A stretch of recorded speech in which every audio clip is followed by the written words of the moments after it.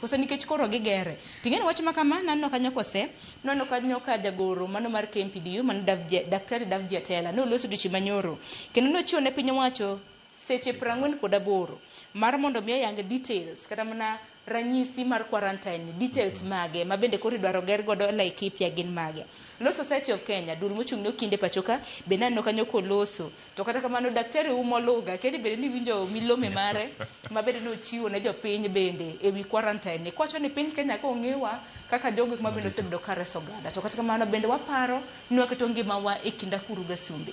To piny Amerika ma bende koro wacho ni gin gi loro tong' magi mar mondo mi Ebola kik donje. Piny Kenya ka to koro wayaiya mar mondo mi ger quarantine othiedh joma moko mabiro piny Kenya kae. En gima lit ni koro Amerika oketo borders gi safe kendo ok gidwa ni joma ok ni nigi tuoni nigi dalili mar nyabedo gi tuoni lorne gi ok chope pinygi.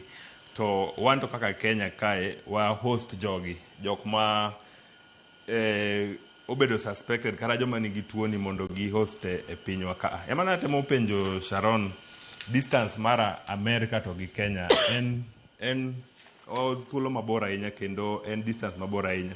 Kendo penjo ma kendo jopiny penjore why Kenya? Ang'o miyo Kenya moyier mondo ogerne quarantine?